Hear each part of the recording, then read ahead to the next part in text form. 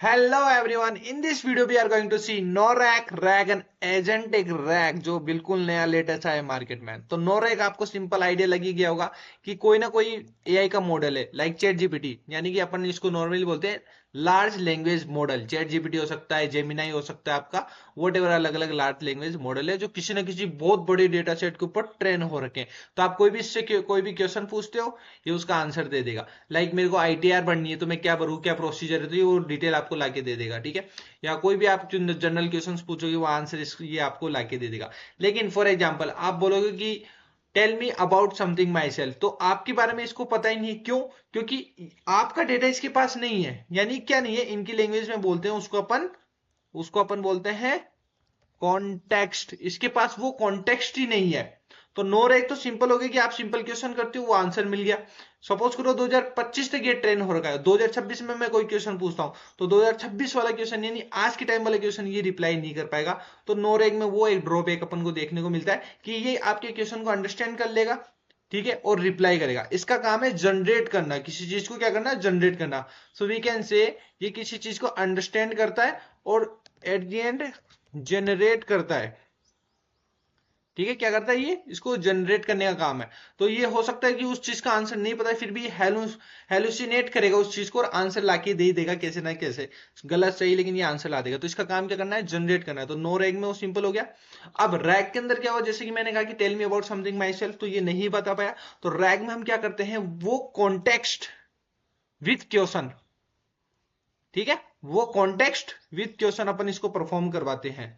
For example कि मैंने बोला tell me about myself, तो मैं इसको क्वेश्चन दिया और मैं इसको एक मेरी फाइल लाके दे दिया, एक पीडीएफ फाइल है जिसमें मेरा सारा डेटा पड़ा है, सारी डिटेल पड़ी है कि मैं कब जन्म लिया, कब मैंने स्कूलिंग करी, सब कुछ एक रेज्यूमे में मैंने इसको चिपका दिया। अगर मैं इसको ये डेटा देता हूं तो अब ये इसके पास है LLM, साथ में इसके पास एक प्रॉम्प्ट होता है कि इसको क्या क्या कैसे कैसे परफॉर्म करना है। तो ये कॉन्टेक्स्ट को पढ़ेगा, आपकी क्वेरी को पढ़ेगा और उसका आंसर जनरेट करके देगा। अब इसके पास कॉन्टेक्स्ट है, आपकी डिटेल है और आपका क्वेश्चन है, तो उसके अकॉर्डिंग ये आंसर लाके दे देगा। That comes into the rack. ठीक है, फॉर एग्जाम्पल कॉन्टेक्स्ट में मैं बोलूं कि मेरे पास एक मेल है, मेरे क्लाइंट ने मुझे एक मेल किया है, उसका मुझे आंसर जनरेट करना है। तो आप क्या करोगे, वो मेल को कॉपी करोगे आप, ठीक है, और इसको दोगे एज ए कॉन्टेक्स्ट और क्वेश्चन बोलोगे कि इसका मुझे रिप्लाई चाहिए, तो ये आपको जनरेट करके दे देगा।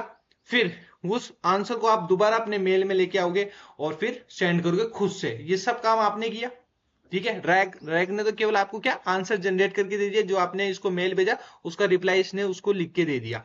ये काम तो इसने रैग ने कर दिया। बट क्या ये खुद से वो ईमेल उस क्लाइंट को भेज पा रहा है? नहीं भेज पा रहा। तो वहां अपना काम करता है एजेंटिक रैग। एजेंटिक रैग ना केवल आपके कॉन्टेक्स्ट को लेगा बल्कि उसके पास बैकएंड में बहुत सारी एपीआईज का सपोर्ट रहेगा, बहुत सारी एपीआईज का सपोर्ट। यानी कि सपोज करो मैंने इसको सारे मेरे ईमेल के क्रेडेंशियल दे दिए और ये ईमेल वाली एपीआई दे दी इसको। अब इसको गेट करने का, पोस्ट करने का सारा एक्सेस है।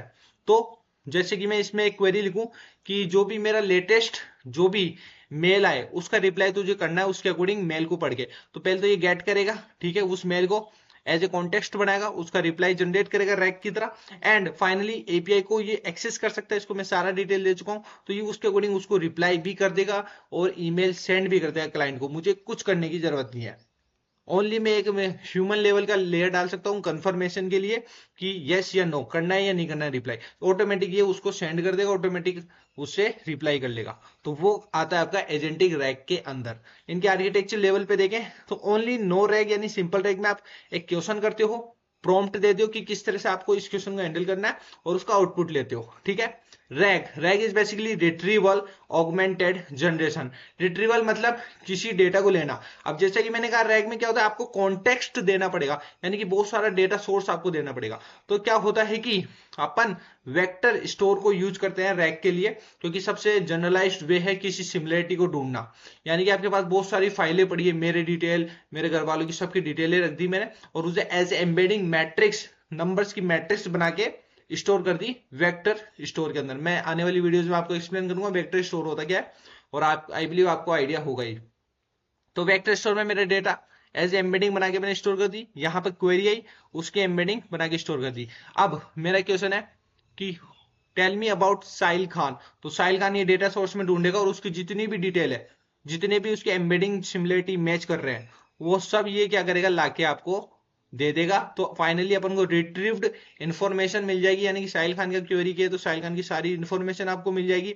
साथ के साथ आपने जो क्वेरी पूछी वो एंड प्रॉम्प्ट, ये तीनों चीज मिल गई है अभी मेरे को, ठीक है।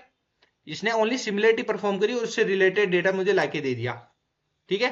तो डेटा मिल गया मेरे को, क्वेरी मेरे पास थी, और मैंने जो इंस्ट्रक्शन बनाए हैं किसी पर्टिकुलर चीज को परफॉर्म करने के, वो मुझे मिल गए। ये तीनों चीज मैं एलएलएम को दूंगा, तो एलएलएम क्या करेगा, उसका काम ही क्या है, जनरेट करना। उसके पास डेटा मिल गया, कॉन्टेक्स्ट मिल गया, उसको क्वेरी मिल गई, उसको प्रॉम्प्ट मिल गया, तीनों चीज मिल गई। अब ये फाइनली वो आउटपुट लाके दे देगा, जनरेट करेगा डेकोरेटिव वे में। अगर आप इसको लिखोगे कि मेरे को एकदम पावर पॉइंट फॉर्मेट में चाहिए, एक्सेल फॉर्मेट में चाहिए, तो वो पीडीएफ भी ये बना के दे सकता है, अगर आपका वो एलएलएम कैपेबल है तो।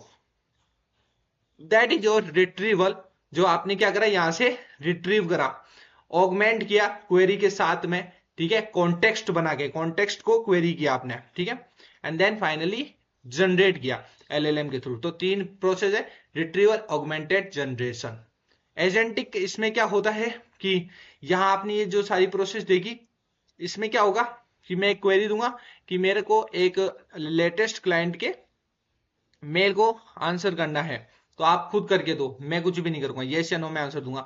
तो आपने कोई भी लैंग्वेज होती है, फ्रेमवर्क होता है, उसके अंदर आपने कोई भी एजेंट क्रिएट करा, ठीक है, उस एजेंट के पास सारा एक्सेस है, डेटाबेस का एक्सेस है, जितने भी टूल्स आप यूज करते हो उसका, जितनी भी एपीआई है, गेट की, पोस्ट की, वो सब आ गई इसके अंदर, ठीक है, वो एजेंट के हाथ में। अब आपने जो क्वेरी लिखी है कि draft email to this particular client, and जो भी लेटेस्ट ईमेल आए ऑटोमेट कर रहे हो कुल मिला के, आप उसका आंसर करना है, तो एजेंट खुद चलेगा। लेट सपोज लैंग्राफ में मैंने एजेंट बनाया, एक फ्रेमवर्क है लैंग्राफ, उसमें मैंने एजेंट बनाया, वो बैकएंड में जाएगा, डेटा पिक करेगा क्वेरी के अकॉर्डिंग, ठीक है, और ईमेल वाली एपीआई को कॉल करेगा, गेट करेगा आंसर को। इस एजेंट के अंदर ही एलएलएम भी है, ठीक है, इस एजेंट के अंदर ही क्या है, हाँ इसमें एलएलएम भी है, ठीक है, प्लस में इसमें प्रॉम्प्ट भी है, मैं लिख देता हूँ, प्लस में इसमें प्रॉम्प्ट भी है। तो एजेंट एक वो होता है, आप देख लेना, एजेंट में आपको और एक्सप्लेन कर दूंगा बेटर वे में।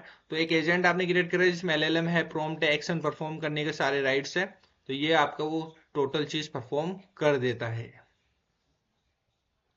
तो इसके अंदर और भी एग्जांपल हो सकते हैं। फॉर एग्जांपल अगर मैं सोचूं कि मेरे पास एक रेज्यूमे पड़ा है, ठीक है, मैं एज ए क्वेरी क्या कर रहा हूँ, एक पीडीएफ दे रहा हूँ एजेंट को, और इसको मैं बोल रहा हूँ मैंने एक एजेंट बनाया है जो क्या करेगा कि लेटेस्ट जितनी भी लिंक्डइन पे जॉब्स आई हुई है, लेट्स सपोज टॉप 20, तो टॉप 20 जॉब्स को ये पिक करेगा, मेरे रेज्यूमे की स्किल से मैच करेगा, एंड फिर क्या करेगा, अगर वो मैचेबल है तो उन जॉब्स के अंदर अप्लाई कर देगा, सारा काम एजेंट करेगा। तो that is your agentic rag. तो आप अपने टास्क को भी परफॉर्म करवा रहे हो। और रैग परफॉर्म होता है, रैग आप बेसिकली चैटबॉट के अंदर यूज करते हो। तो फॉर एग्जांपल एक और एग्जांपल ले लेते हैं, जिसके अंदर क्या होता है कि सपोज करो एक रिसर्च पेपर है, तो आप क्या बोलोगे कि मेरे को ना लेटेस्ट 2025 के एआई के ऊपर रिसर्च पेपर सारे जितने भी है वो फेच करो। तो ये क्या करेगा, एक आपने एजेंट को बोल दिया, बैकएंड के अंदर ये क्या करेगा कि आपने जो भी एपीआई बनाई है, हो सकता है वो गूगल के ऊपर जाए, टॉप 10 निकाले, ठीक है, तो वहां से उसने टॉप 10 निकाली पोस्ट है, वेबसाइट्स, उससे वो डेटा स्क्रैप किया, उनको ज्वाइंट किया, ठीक है, उनकी समरी निकाली उसने। तो सब कुछ एजेंट कर रहा है, आपके एलएलएम में परफॉर्म हो रहा है, जनरेट कर रहा है, सारे डेटा है उसके पास, कॉन्टेक्स्ट आया, उसको उसने जनरेट किया, ठीक है, एंड देन लेटर वो वापस बन के आपको फाइनल एक समरी आउटपुट मिल जाएगा, कोई भी आपने एआई 2025 के क्वेश्चंस पूछे तो उससे रिलेटेड।